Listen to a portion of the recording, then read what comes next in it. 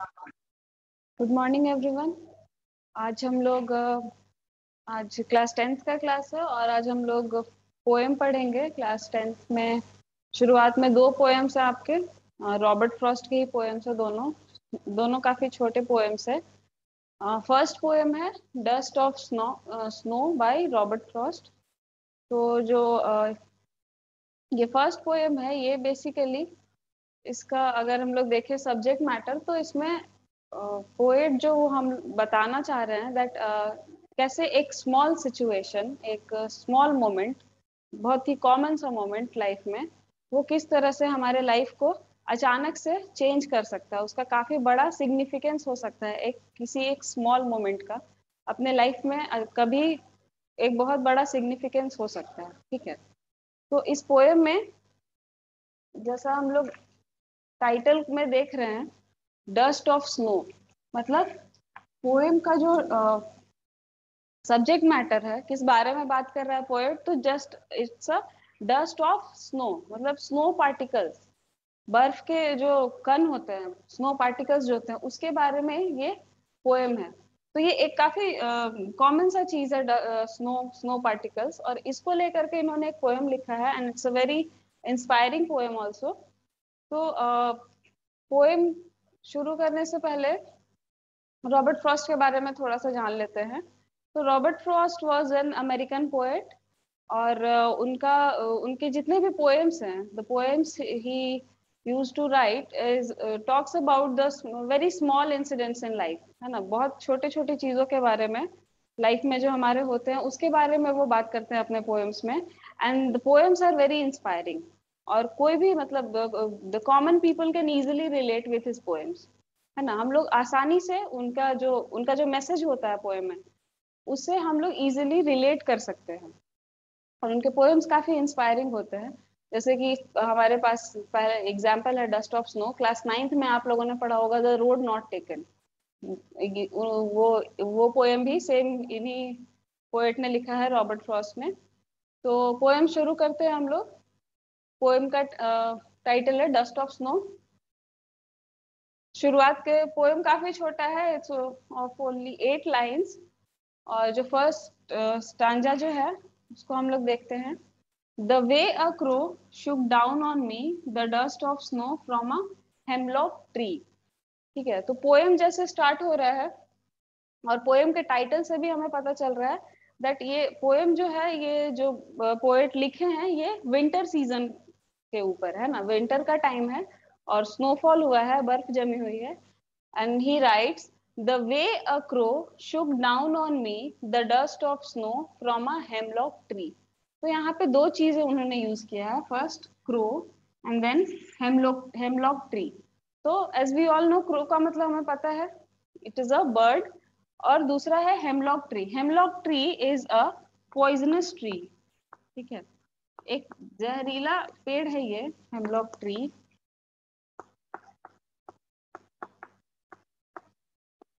It's a poisonous tree, और ये इन्होंने हेमलॉक ट्री यूज किया है, दूसरा इन्होंने क्रो यूज किया है। तो ये दोनों चीजें, हेमलॉक ट्री और क्रो, ये दोनों चीजें एक्चुअली क्या बता रही हैं हम लोगों को, that is the poem is talking about the depressing, जो थीम है इसका वो काफी, मतलब जो सेटअप है, बैकग्राउंड जो है उसका काफी डिप्रेसिंग, सैड, है ना। क्योंकि हम लोग हेमलॉक ट्री, पॉइजनस, क्रो, इन सारी चीजों का यूज, जब अगर किसी पोएट कोई इन सारी चीजों का पोएम में यूज कर रहा है, तो obviously he is presenting a depressing thought, है ना। मतलब वो मूड पोएट का काफी डिप्रेसिंग है। वो इन सारे हेमलॉक ट्री और क्रो के इमेजरी से हमें पता चल रहा है, जो इमेजेस इन्होंने यूज किया है हेमलॉक ट्री और क्रो का। तो ये हमें बता रहा है that it is what it is set in a depressing mood. वो द पोएट का जो मूड है वो काफी डिप्रेसिंग है। और आगे स्टैंजा में जो नेक्स्ट जो 4 लाइन्स है उसमें हम देखेंगे दैट यस, पोएट का मूड काफी डिप्रेसिंग है, एंड कैसे जो जो तरीका है क्रो का, जब उसने क्या किया, the way a crow shook down on me the dust of snow from a hemlock tree.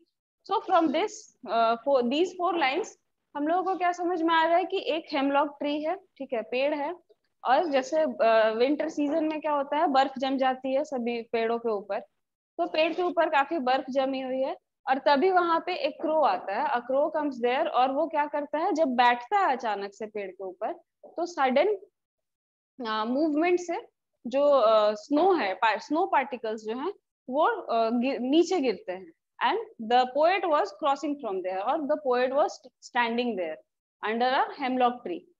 तो जब उसके ऊपर वो स्नो पार्टिकल्स पड़ते हैं, तो आगे क्या होता है, व्हाट डज ही से in next 4 lines? has given my heart a change of mood and saved some part of a day I had rued. तो वो क्या हुआ, जब जिस तरीके से उस क्रो ने जब पेड़ को हिलाया and the snow particles fell down on the poet, what does it do?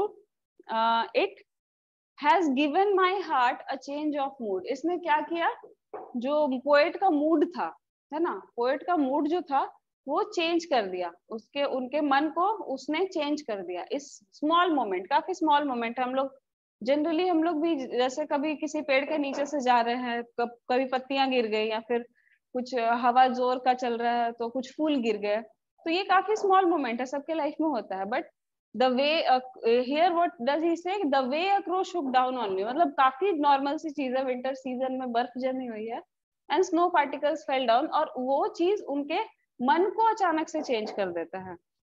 And saved some part of a day I had ruled, and it not only changes his mood, उनका mood तो change हुआ है, but he also realise that हाँ, मैंने अपना जो पूरा दिन था, ये जो इतना लंबा दिन था, उसमें से कुछ टाइम अब मैं बचा पाऊंगा, है ना, मेरा उतना कुछ समय बच गया, क्योंकि बाकी टाइम उन्होंने क्या किया था, रिग्रेट में अपना पूरा टाइम निकाल दिया। यहाँ पे लिखा है, लास्ट लाइन में है, of a day I had rued, तो एक दिन जो था पोएट का, उन्होंने उसको रिग्रेट में, पश्चाताप में और परेशान होकर के वो उन्होंने अपने पूरे दिन को बिताया। और जैसे जैसे वो दिन बीत रहा था, उनका परेशानी और भी परेशानी बढ़ती जा रही थी, बट अ स्मॉल मोमेंट, एक छोटा सा मोमेंट हुआ, क्या हुआ कि वो एक पेड़ के पास से गुजरे और एक क्रो आकर के बैठता है एंड स्नो पार्टिकल्स उनके ऊपर गिरते हैं और उनका मूड चेंज हो जाता है। ठीक है, तो यहाँ पे हम लोग कुछ देखेंगे कुछ कुछ चीजें, कि पहले तो उन्होंने यूज किया है क्रो और हेमलॉक ट्री को, तो ये दोनों चीजें ही बता रही हैं कि उनका मूड जो है वो डिप्रेसिंग मूड था, वो सैड थे, परेशान थे किसी बात से, that is why he has used crow and hemlock tree. ठीक है, बट जब इन दो चीजों को हम लोग एज अ बैड ओमेन लेते हैं, ठीक ना, ये दोनों चीजें मतलब एक बैड साइन है, मतलब दिखा रहे हैं कि हाँ, ये कुछ डिप्रेसिंग चीज इंडिकेट कर रहा है, लेकिन ये दोनों चीजें क्या करते हैं, इन्हीं दोनों चीजों की वजह से, क्रो की वजह से और हेमलॉक ट्री पे जमे बर्फ की वजह से, पोएट का मूड जो है वो क्या हो जाता है, निगेटिविटी की तरफ से पॉजिटिविटी की तरफ चला जाता है। तो ये जो दो चीजें जिसको हम लोग एज अ नेगेटिव साइन लेते हैं, यही दोनों चीजें उनको पॉजिटिविटी देती हैं, क्योंकि वो अभी तक अपना पूरा दिन कैसे बिता रहे थे, निगेटिविटी में बिता रहे थे, है ना, वो निगेटिव थॉट्स से घिरे हुए थे, उनका मूड ऑफ था, परेशान थे वो। बट एक ये स्मॉल इंसिडेंट जो है, इसने उनके पूरे मूड को चेंज कर दिया और उनको पॉजिटिविटी दी। तो एक तो ये चीजें हुई कि उन्होंने निगेटिव इमेज को लेकर के पॉजिटिविटी दिखाई है, कि हम लोग, it is up to us, कि हम लोगों के ऊपर है कि हम लोग किसी भी चीज को किस तरह से परसीव करते हैं। ठीक है, क्रो को और हेमलॉक ट्री को हम लोग एज अ निगेटिव साइन लेते हैं, बट इन निगेटिव साइंस ने क्या किया, उनको पॉजिटिविटी दी, मतलब ये हमारे ऊपर है कि हम लोग किसी भी चीज को किस तरह से परसीव कर रहे हैं। ठीक है, कि वो अच्छा है या बुरा है वो हमारे ऊपर है, हम जिस तरह से किसी भी चीज को परसीव करेंगे वो हमारा उसी तरह से आगे काम करेगा। उन्होंने इस नेगेटिव साइंस को पॉजिटिवली लिया, तो उनका नेगेटिविटी से पॉजिटिविटी में मूड जो है वो चेंज हो गया, कन्वर्ट हो गया। अब दूसरी चीज हम क्या देखते हैं कि इन्होंने बताया, यूज किया है अपने मूड का, जो चेंज ऑफ मूड था, चेंज ऑफ इमोशन था, सडन चेंज ऑफ इमोशन, वो उसको चेंज किसने किया, किसी इंसान ने नहीं किया, किसी दूसरे आदमी से, अपने फ्रेंड से बात करके उनका मूड चेंज नहीं हुआ, वो सुबह से परेशान थे, बट उनका मूड कैसे चेंज होता है? With the help of nature, है ना। यहाँ पे क्रो, हेमलॉक ट्री, स्नो, ये सब क्या है? नेचर है, प्रकृति है ना। तो इस पोएम से पोएट ये भी दिखा रहे हैं that curative power of nature, मतलब नेचर के अंदर जो हीलिंग पावर है ना, किसी भी बीमारी को या फिर किसी भी इंसान के मूड को नेचर वो चेंज कर सकता है, बहुत इजीली चेंज कर सकता है। तो ये यहाँ पे क्या दिखा रहे हैं कि पहली चीज तो दिखा रहे हैं कि it is up to us कि हम लोग किसी भी चीज को किस तरह से परसीव करते हैं, ठीक ना। कि जिस तरीके से हम लोग जिस वे में लेंगे, नेगेटिव वे में अगर किसी चीज को लेते हैं तो वो हमारे ऊपर नेगेटिव इफेक्ट करेगा। But if we take anything in a positive manner, हम लोग किसी भी चीज को पॉजिटिवली सोचते हैं, पॉजिटिवली लेते हैं अपने लाइफ में, then it will change our life in a positive direction, ठीक है। दूसरी चीज, he is talking about the power of nature. जो प्रकृति में, नेचर में इतना पावर है that it can change anyone's mood, it can cure anyone's mind, और it can cure anyone's any kind of illness, है ना। तो नेचर में इतना पावर होता है that it can cure anyone. तो ये पोएम काफी छोटा है, सिर्फ 8 लाइन का पोएम है, और इसमें क्रो और हेमलॉक ट्री एंड स्नो, ये सारी चीजें नेचर से रेफरेंस उठाया गया है, और इस पोएम में नेचर के पावर को प्रेजेंट कर रहे हैं पोएट रॉबर्ट फ्रॉस्ट। तो जैसे कि हम क्लास शुरू करने से पहले बताए थे दैट रॉबर्ट फ्रॉस्ट जो है वो काफी छोटी चीजों के बारे में लिखते हैं, एंड वो काफी छोटे छोटे मोमेंट्स के, लाइफ के छोटे मोमेंट्स को इजीली बताते हैं अपने पोएम्स में, और काफी बड़ा मैसेज होता है उनके पोएम्स में छोटी छोटी चीजों को लेकर के। जैसे क्लास 9th में आप लोगों ने पढ़ा होगा द रोड नॉट टेकन, उसमें भी उन्होंने क्या बताया है? देयर ऑल्सो वो उन्होंने नेचर को यूज किया है ना, एक जंगल का इमेजरी यूज किया, फॉरेस्ट का, and then 2 roads diverged in a yellow wood, first line है उसका। तो उसमें भी आप लोगों ने देखा दैट अ स्मॉल इंसिडेंट, एक छोटा सा चीज है कि हाँ हम लोग डिसीजन मेकिंग नहीं कर पाते हैं, तो इसलिए उसमें क्या क्या प्रॉब्लम्स होते हैं, कैसे हम लोग परेशान हो जाते हैं अपने लाइफ में, तो उसको उन्होंने बहुत ब्यूटीफुली अपने पोएम में बताया है।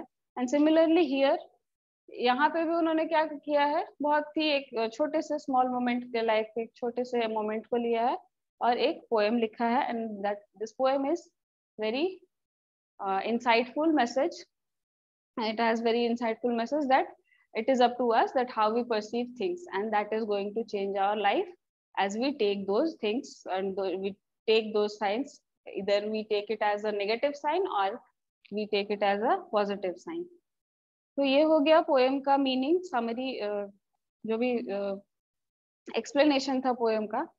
अब हम लोग आते हैं इसमें कि इस पोएम में राइमिंग स्कीम क्या है, ठीक है। राइमिंग स्कीम आप लोगों ने पढ़ा होगा लास्ट क्लास, पहले के क्लासेस में भी पोएम्स में होते हैं।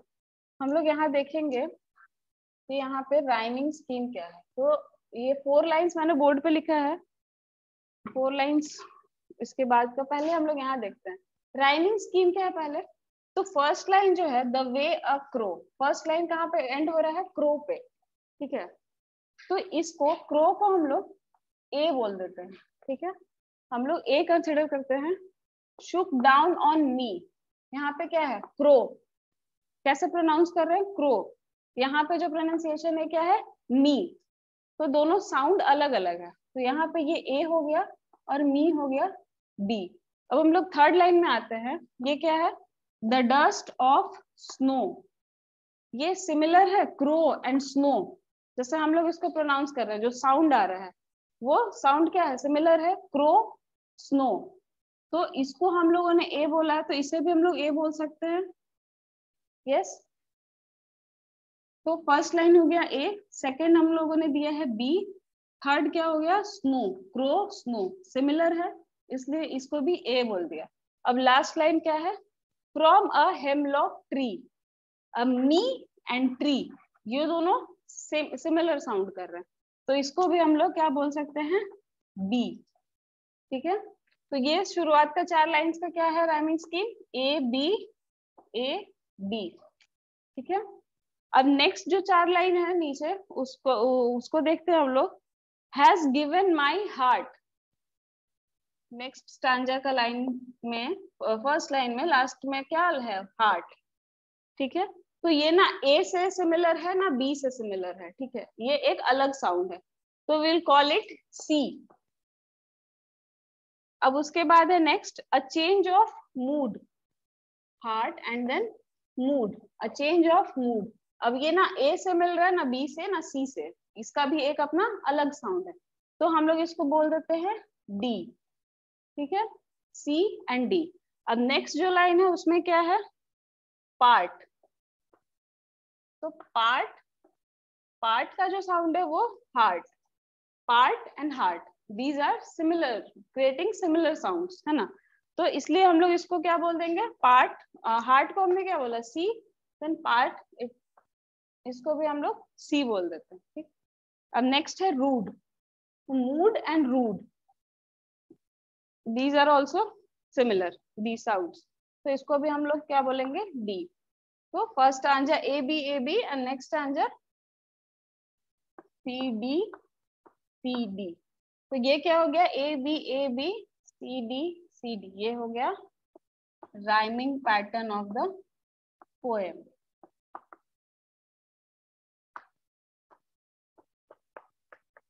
ठीक है, ये है राइमिंग पैटर्न और राइमिंग स्कीम पोएम का।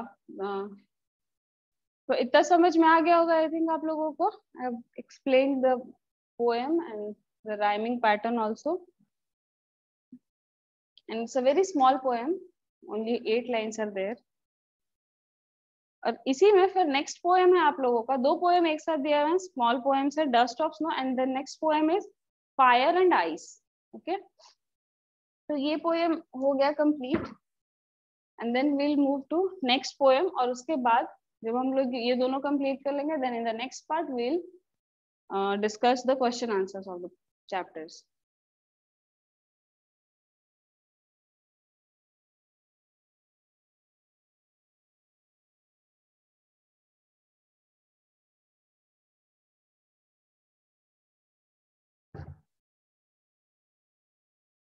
Next poem is Fire and Ice.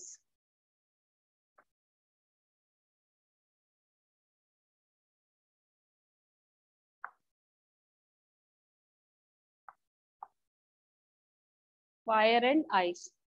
So in this poem, Robert Frost is talking about two contrast ideas, two different ideas. He is presenting two different ideas of people.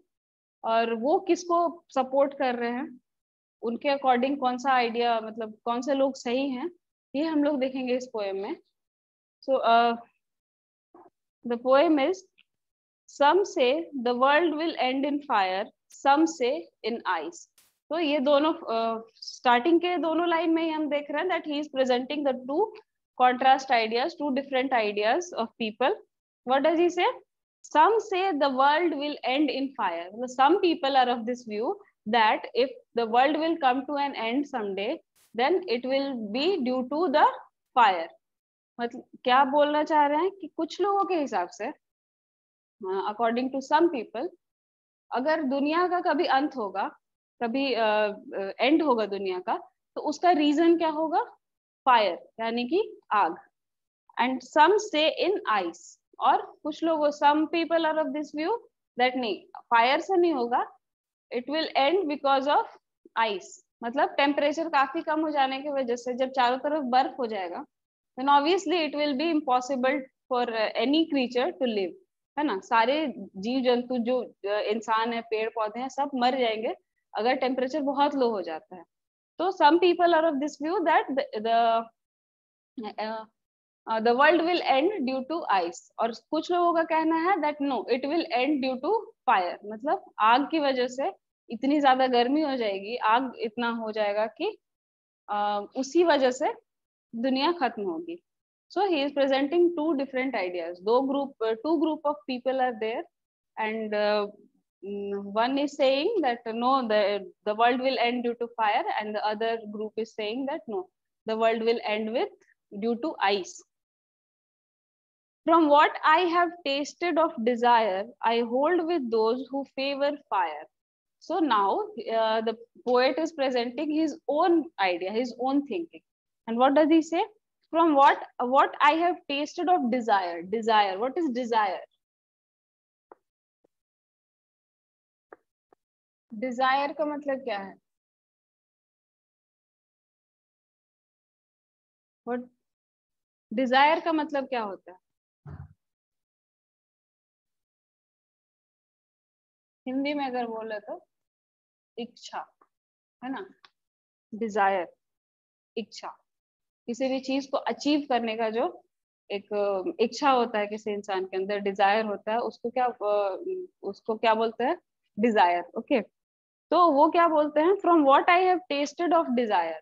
तो मैंने जो test किया है, मैंने जो experience किया है कि लोगों का डिजायर, है ना, यानी कि जो हर एक चीज को पाने की जो लोगों के अंदर ये उनका जो नेचर होता है, I hold with those who favour fire. तो मैंने जो देखा है लोगों के बीच, लोगों में जो हर एक चीज को पा लेने की जो इच्छा है, तो उसको देखते हुए मैं उन लोगों को सपोर्ट करता हूँ जो बोलते हैं कि वर्ल्ड का end, the world will end due to fire. मैं उन लोगों को सपोर्ट करता हूँ जो ये बोलते हैं कि दुनिया का अंत फायर की वजह से होगा. ठीक है. सो हियर वो क्या कर रहे, the poet is comparing desire with fire, है ना? He is presenting these two, desire and fire, as equivalent, है ना? अकॉर्डिंग टू हिम जो डिजायर है, the peoples desire are like fire, है ना, आग की तरह है. कि वो मतलब इतना ज्यादा है लोगों में डिजायर हर एक चीज को पा लेने का, जो एक फायर की तरह है. और एक दिन इसी इसी फायर की वजह से, इसी आग की वजह से दुनिया का अंत हो जाएगा. So if we think about it, हम लोग अगर एक्चुअल सोचे इस मीनिंग को लेकर के, दैट यस, हम अगर देखें कि दुनिया में जितनी भी लड़ाई होती है, वॉर्स, बड़े बड़े वॉर्स हुए हैं काफी, तो उसका मेन मोटिव क्या होता था? To gain the power of, जिससे हम सामने जिससे लड़ रहे हैं, अगर किसी कंट्री से लड़ रहे हैं, किसी स्टेट से लड़ रहे हैं, तो उस स्टेट को जो हम लोग मूवीज में भी देखे होंगे दैट हाँ, दो राजाओं के बीच में लड़ाई हो रही है. तो क्यों लड़ाई हो रही है? क्योंकि उसका जो पूरा एरिया है वो हम कवर कर लेंगे, जो जीतता था वो ले लेता था. तो ये क्या था? डिजायर था उनका, है ना? उसको पाने का इच्छा था, डिजायर था, जो कि उन लोगों को लड़ाई करवाता था, लोगों को लड़ाई करवा देता है. और अभी भी द प्रेजेंट सिचुएशन ऑल्सो, अभी हम लोग जो दुनिया में जो भी प्रॉब्लम्स होते हैं, जितने भी लड़ाई होती है, उसका मेन मोटिव क्या होता है पीछे? अगर हम लोग डेप्थ में जाएं तो देखें तो शुरुआत कहाँ से होती है किसी भी लड़ाई की? तो there is desire, desire to achieve something, desire to get everything. तो ये जो डिजायर है, it is a good thing, it is a good thing to desire for something. But किसी भी चीज का बहुत ज्यादा, है ना, बट जब बहुत ज्यादा कोई भी चीज, कोई फीलिंग डोमिनेट करने लग जाए हमारे ऊपर, तो हम क्या करते हैं? हम कंट्रोल नहीं कर पाते उस चीज को. तो desire is also a kind of feeling for us. और जब हम लोग इसको कंट्रोल नहीं कर पाते, जब ये हमारे कंट्रोल से बाहर हो जाता है, then it it becomes like a fire, है ना? when it is uncontrollable, it becomes like a fire. और इसी वजह से the poet thinks that due to this desire of people, the world will end one day. ठीक है. तो वो क्या बोलते हैं कि मैंने जो देखा है, that I have, from what I have seen in people, that people are very much concerned about getting everything in their life. तो ये चीज क्या करता है कि ये उनके कंट्रोल को, मतलब अपने अपने इमोशंस के ऊपर जो लोगों का कंट्रोल होता है उसको खत्म कर देता है. और उसके बाद धीरे धीरे ये क्या वर्क करता है? एक फायर की तरह बन जाता है. और अगर एंड होगा दुनिया का, तो this will be the reason will be desire, which will act like a fire and the world will end one day. अब नेक्स्ट स्टांजा में वो क्या बोलते हैं? But if it had to perish twice. लेकिन अगर, पेरिश मतलब गायब हो जाना, डाई, खत्म हो जाना, पेरिश,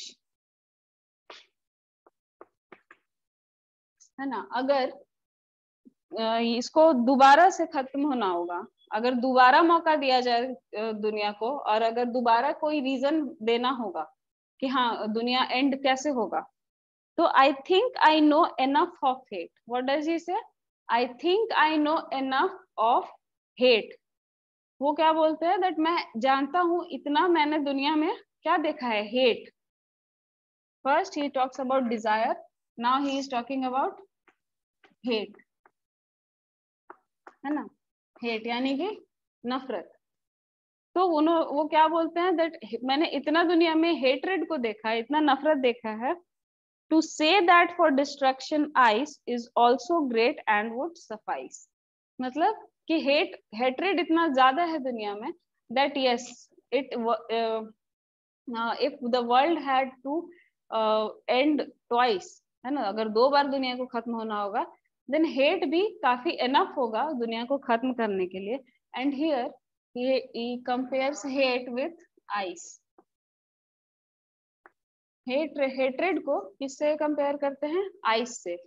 वो क्या बोल रहे हैं? जैसे डिजायर क्या करता है, फायर की तरह एक्ट करता है, उसी तरह हेट्रेड जो है, हेट्रेड, इनसेंसिटिविटी, ये सारी चीजें कैसी हैं? आइस, आइस की तरह है ना। बट इफ क्या बोलते हैं? But if it had to perish twice, I think I know enough of hate to say that for destruction ice is also great and would suffice। suffice यानी कि it will be sufficient। suffice यानी कि sufficient, मतलब hatred भी sufficient होगा world को खत्म करने के लिए, है ना। तो यहाँ पे शुरुआत में उन्होंने क्या बोला? That the desire of people is increasing day by day and it will cause the end of the world, है ना। वो डिजायर को फायर से कंपेयर कर रहे हैं। अब नेक्स्ट वो क्या बोलते हैं? दैट नो, अगर दोबारा खत्म होना होगा दुनिया को, देन हेट, जो नफरत है लोगों के बीच में, जो इनसेंसिटिविटी है लोगों के पूरी दुनिया में, वो भी क्या कर सकता है? दुनिया को खत्म कर सकता है। सिमिलरली बिल्कुल उसी तरह से खत्म करेगा जैसे अगर टेम्परेचर कम हो जाए बहुत ज्यादा और सारी चीजें जब बर्फ से ढक जाएंगी, तो सारी चीजें ऑटोमेटिकली, सारे जो जीव हैं, every living creature will die, और दुनिया का अंत हो जाएगा।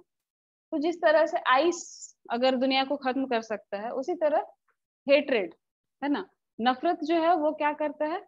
वो पहले तो उन्होंने कौन सी फीलिंग की बात की? डिजायर, हर चीज पाने की इच्छा, ठीक है। दूसरा वो बोलते हैं हेट्रेड, मतलब एक दूसरे के प्रति क्या? नफरत, है ना, कोल्डनेस, मतलब सेंसिटिविटी बिल्कुल भी नहीं। तो जब हेट्रेड हो जाएगा लोगों के बीच में, नफरत ही सिर्फ फैल जाएगी, तो लोग क्या करेंगे? तो दुनिया ऐसे ही खत्म हो जाएगी, है ना। तो इस पोएम में हम लोग क्या देख रहे हैं? वो दो फीलिंग के बारे में बात कर रहे हैं। First desire and then hatred. तो ये दोनों चीजें उनके अकॉर्डिंग क्या है? वर्ल्ड कैसे एंड होगा? जब ये दोनों चीजें काफी बढ़ जाएंगी, है ना। तो किसी भी कोई भी फीलिंग जब हमारे अंदर बहुत ज्यादा बढ़ जाए, ठीक है, तो वो क्या होता है? जब हम उसे कंट्रोल नहीं कर पा रहे हैं, when it becomes out of control, तो क्या हो जाएगा? फिर वो किसी भी इंसान को वो डिस्ट्रॉय कर सकता है। It can destroy anyone. तो सिमिलरली अगर दुनिया में ये बहुत ज्यादा बढ़ जाए, डिजायर एंड हेट्रेड बहुत ज्यादा अगर बढ़ जाए, तो वर्ल्ड ऐसे ही एंड हो जाएगा, ठीक है।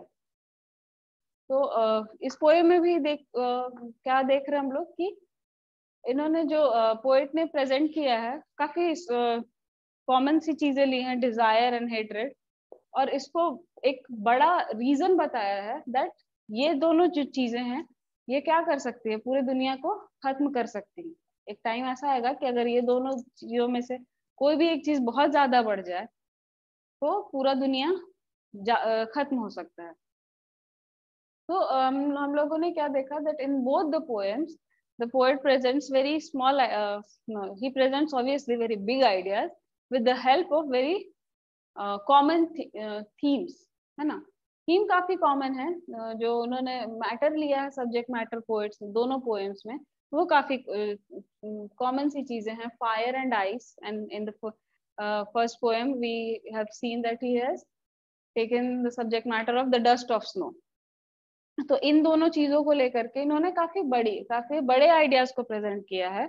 In the first poem we have seen कि how the curative power, the healing power of nature works in a man's life, in a person's life. And in the second poem, what have we seen that these two feelings of people can destroy the whole world if it increase and they are increasing very rapidly day by day, है ना. ये सारी चीजें काफी बहुत ज्यादा बढ़ रही हैं. एज वी हम लोग देख सकते हैं अपने लाइफ में आसपास देख सकते हैं दैट यस एवरीथिंग, जो भी प्रॉब्लम्स होते हैं, जो भी लड़ाई झगड़े होते हैं, वो उसका रूट कॉज क्या होता है? डिजायर, है ना. किसी भी चीज को पाने की इच्छा नहीं, हमको वो मतलब वो पूरा एरिया कैप्चर कर लेना है, तो हम जा करके उधर लड़ाई करेंगे. बॉर्डर्स पे जो झगड़े होते हैं, क्या होता है उसका मेन? अगर हम लोग कोर में जाए तो हम लोग क्या देखते हैं? That yes desire is there. it only instigate the people, it instigates the war. और उसके बाद क्या होता है? लड़ाई झगड़े होते हैं. so the world will end due to desire according to the poet and according to some people, and the poet is supporting them here. And in the next stanza he is also saying that yes, some people are of this view that it will end due to ice. Then the poet is saying yes, it will definitely end due to ice, but there will not be ice, it will be the hatred of people, insensitivity towards each other, which is very much prevalent in our society. This will cause the end of the world. तो ये दोनों poems हमने देखा. I think आप लोगों को समझ आ गया होगा, I hope. And in this poem also हम देखते हैं राइमिंग स्कीम, एक बार देख लेते हैं इस पोएम का. फर्स्ट 4 लाइन्स हम देखते हैं. Some say the world will end in fire. So what is the first line and the last word of the first line is fire.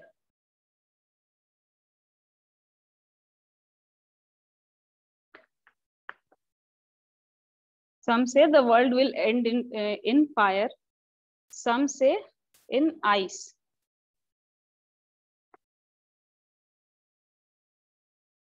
तो इससे फायर को हम लोग ए बोल देते हैं, ice B. Now, from what I have tasted of desire, I hold with those who favor fire. So in next 2 lines, there is desire, and in the last line there is fire. So both these things, fire, again fire is here, and desire. Desire is also rhyming with fire. A B A, है ना. Fire, Dzire, fire, ये सब rhyme कर रहे हैं एक दूसरे के साथ. तो ये ए हो गया. ये इसका राइमिंग अलग है, इसका साउंड अलग है, तो इसे हमने बी बोल दिया. तो क्या हुआ? ए बी ए. ठीक है. Now it is your task to present the complete rhyming scheme of this poem.